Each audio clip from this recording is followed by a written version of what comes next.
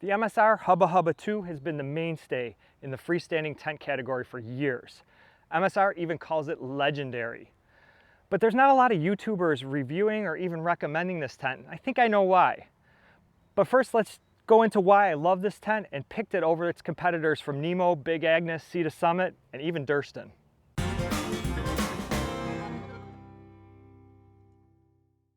The first reason I bought this tent is because it has a symmetrical design. It has two vestibules and the footprint is rectangular. It's 84 by 50, which not only allows you to put two 25-inch regular pads side by side, it also makes it a no-brainer to set up. There's no color coding with any of the poles, and putting the rainfly on is almost impossible to put it on backwards. This saves you time and frustration when you're setting up your tent at camp. The vestibules are also really, really big. You can put a ton of gear under here and you got two of them, which is really great. The next reason I bought this tent is because of its weight. The total weight is 3 pounds 4 ounces, and it's 10 ounces lighter than previous generations of the Hubba Hubba.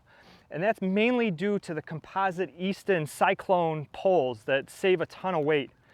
And when you look at it compared to the Dragonfly or the Big Agnes copper spur, they come in at about 3 pounds 2 ounces, so it's a little bit lighter by 2 ounces. But remember, those also have that tapered footprint. So you're getting more space for just 2 ounces more. The closest competitor this tent has to space is the Nemo OSMO, and it comes in at 4 pounds 2 ounces. So for me, it was the best of both worlds. It's pretty light, and it's also got a great footprint and very roomy on the inside. Sure, you can go lighter weight with the Tiger Wall, the Hornet, or even the MSR Freelight. But with those tents, you're compromising durability. And of all the people that reviewed the Hubba Hubba 2, they concluded that it is both the most durable and provides the most weather protection of any tent in its class. I was also looking for a tent I could use in the winter. And knowing that it was both durable and had great weather protection, it gave me confidence to go with this tent. The other reason I went with it is because these new Easton poles are really flexible. So you can almost push these to the ground and they just bounce back. So I was confident that the tent would be able to take a fair amount of snow load and just bounce back. There's videos online of people like bending these into a horseshoe and they kind of just bounce back. So that part of it gave me the confidence that this would be a good option for winter. It's a small thing, but I really like the zipper placement. It's across and not down. Most tents you have to zip or unzip to the front of the vestibule, so you have to reach way far in front. With this one, you can do it right from inside of the tent with your hand just on the side. The inside of the tent is also pretty comfortable. It's got 40 inches of headroom, and I'm sitting on a 3.5-inch pad. I'm 6'1", and I still got a pretty decent amount of space on the top of the tent. It's also got some great placement for gear. It's got these two pockets on both sides, which are really cool to put your headlamp or some sort of other illumination.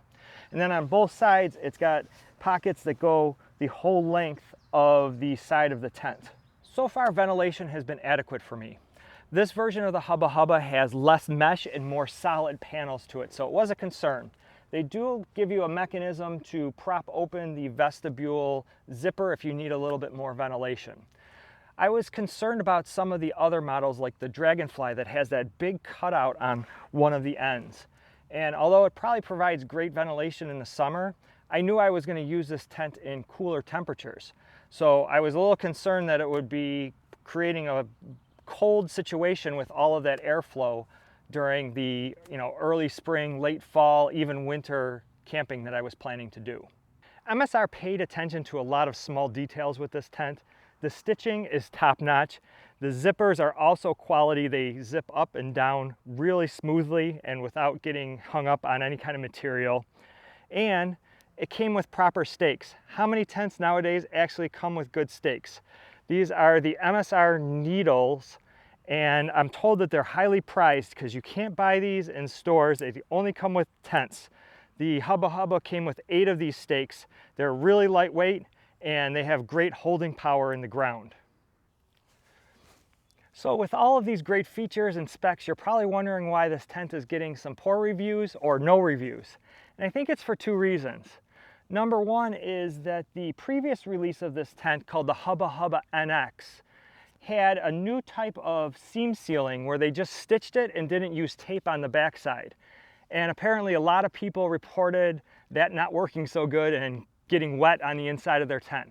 So MSR had to replace a bunch of flies and definitely took a black eye for that. And with this tent, they're also pushing the technology with the new cyclone poles. And early reports of those poles is that people were getting splinters when they touched the ends or bent them.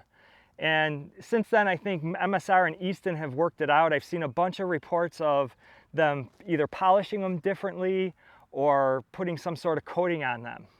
And when I bought this tent, I went to my local gear shop and I told them I'm going to set this tent up a couple dozen times, and if I get splinters, I'm bringing it back. So I took it home, I set it up a bunch of times in my living room, actually like running my hands along the poles and bending them and doing the things you would do in the field. And I wasn't able to reproduce getting any kind of splinters. I've used this tent half a dozen times out in the field in real life situations, and I still have not gotten any splinters. So I think MSR has that fixed, but I think those two things gave this tent some black eyes, even though it has, you know, pretty good specs and maybe superior specs to most tents in the class. So no tent is perfect. Through my analysis of all of these different models, there's always pros and cons and trade-offs. And for this one of the things I don't like about it is the Easton poles have a plastic end where it connects to the corners of the tent. And in the winter, that might actually be a problem. But when I looked at it, the Jake's foot that Nemo uses, also plastic. So no tent is perfect. The other thing that I don't like about this tent is it doesn't have an option to do a fly-only pitch. So if it's raining out, I have to get it together really fast. But I'm actually working on a hack to use the generic MSR ground cloth to see if I can come up with a way to do a fly-only pitch, so stay tuned for that. The bottom line is, I love this tent, and I think you will too. I've used it in a bunch of different scenarios, both in the spring, fall, and winter, and it has been a really, really successful tent for me. I really like the cyclone poles as long as they don't give me splinters. So I hope you liked this video. If you did, be sure to click that like button. And if you want to see other gear reviews, how-tos, and outdoor adventures, I'd love it if you subscribe to my channel. That's it for now. I'll see you outside.